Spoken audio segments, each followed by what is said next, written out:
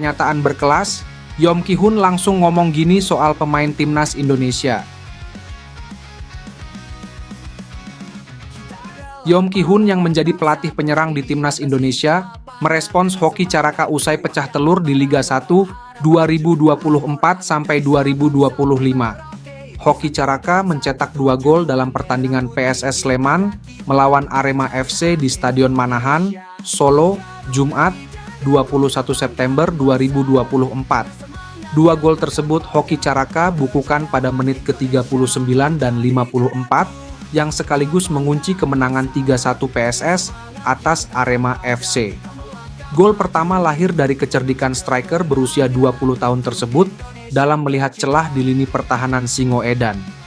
Mantan pemain Garuda Select ini melakukan tembakan dari jarak jauh yang tidak mampu dijangkau oleh kiper Arema FC, Lucas Henrique.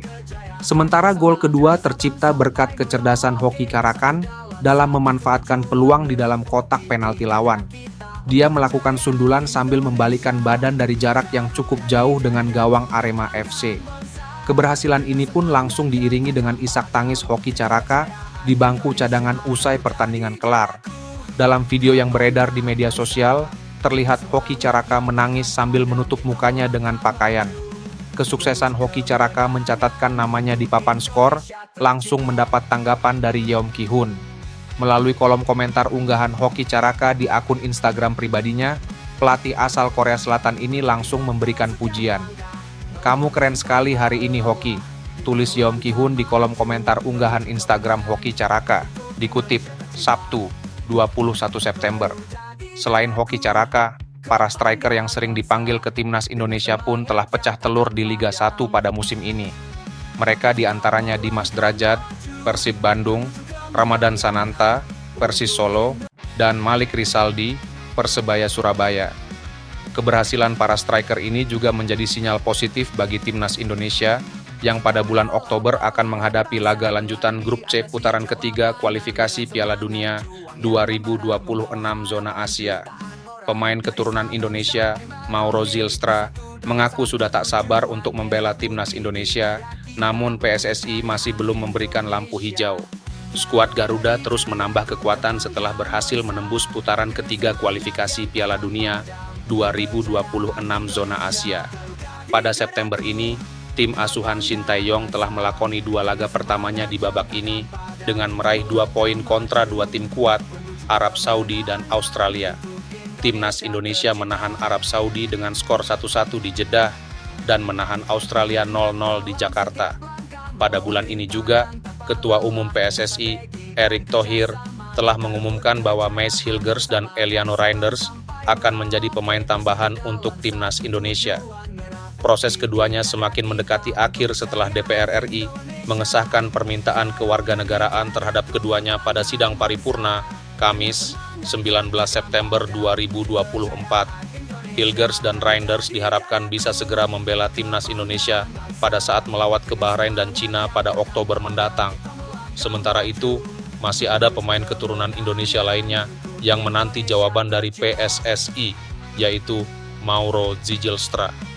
Sejak beberapa waktu lalu, striker FC Volendam U21 itu telah mengungkapkan bahwa dirinya telah menyampaikan dokumen untuk membuktikan darah keturunan Indonesianya. Namun, dia masih belum terbang ke Indonesia untuk kemudian berjabat tangan dengan Erick Thohir hingga kini. Dalam wawancara dengan YouTuber Yusa Nugraha yang dirilis Jumat, 20 September 2024, kemarin, Mauro Zylstra kembali mengutarakan hasratnya untuk segera membela timnas Indonesia. "Saya berharap prosesnya bisa lebih cepat lagi dan bisa segera terbang ke Indonesia untuk bertemu dengan Ketua Umum PSSI, Erick Thohir," kata Zylstra kepada Yusa Nugraha. "Iya, supaya proses saya lebih cepat lagi dan bisa segera bermain untuk timnas Indonesia," tambahnya. Dia mengaku sudah tidak sabar lagi untuk segera membela Panji Merah Putih, terlebih karena sudah menunggu selama beberapa pekan. "Ya, tentu saja tidak. Saya sudah menunggu beberapa saat dan pastinya semakin semangat untuk bermain bagi negara yang indah. Kita akan lihat," tandasnya kepada Yusa. Di sisi lain, pada saat melaksanakan sidang bersama Komisi 3 dan 10 DPR RI pada Selasa, 17 September 2024, Lalu, Sekretaris Jenderal PSSI, Yunus Nusi, pernah menjawab hal ini. Yunus Nusi mengaku bahwa PSSI masih belum mengusulkan Mauro Zylstra sebagai nama yang akan dinaturalisasi berikutnya.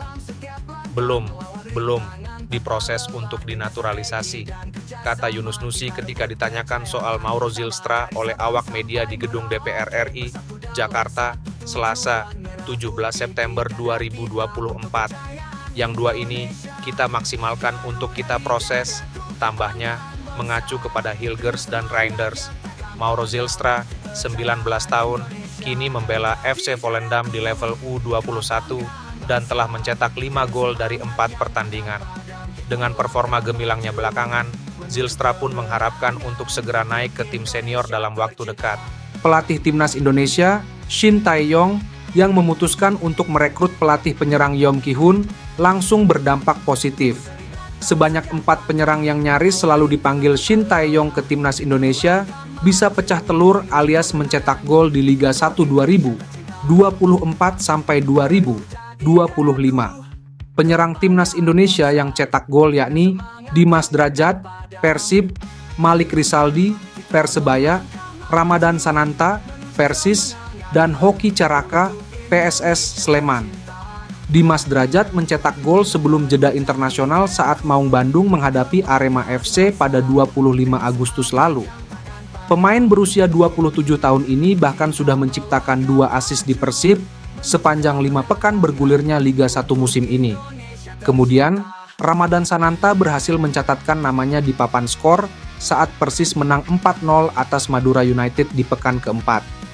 Mantan pemain PSM Makassar ini mencetak gol kedua Laskar Sambernyawa lewat tendangan jarak jauh setelah menerima umpan Musa Sidibe.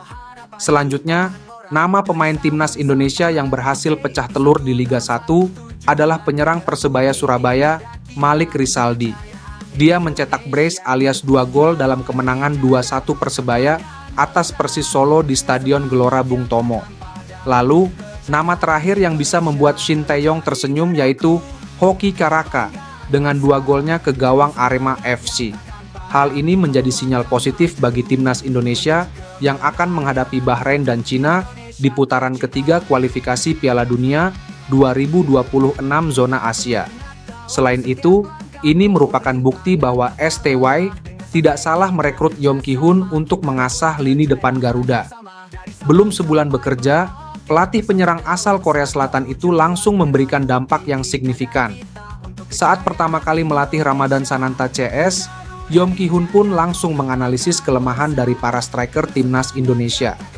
Jujur, menurut saya, tadinya saya pikir para striker Timnas Indonesia kurang power. Ternyata power dan fisikal sudah ada, tetapi mereka tidak tahu bagaimana cara memakainya, ujar Yeom Ki-hun setelah sesi latihan. Dia menyatakan bahwa ada sesuatu yang menurutnya harus segera diperbaiki karena akan sangat berpengaruh terhadap permainan di atas lapangan. Balance-nya yang agak kurang dan agak jelek, jadi sering kehilangan bola. Dan setelah terima bola juga, mereka tidak tahu caranya makanya sering hilang bola. Tapi dari latihan 2 hari, sudah ada perubahan, ucapnya. Selain itu, dia menyoroti soal akurasi tembakan para striker Timnas Indonesia yang masih sangat kurang. Akurasi, bukan power tapi akurasi. Di saat syuting, butuhnya akurasi. Makanya, tidak ada syuting jarak jauh, tapi jaraknya dekat dari kotak penalti, katanya.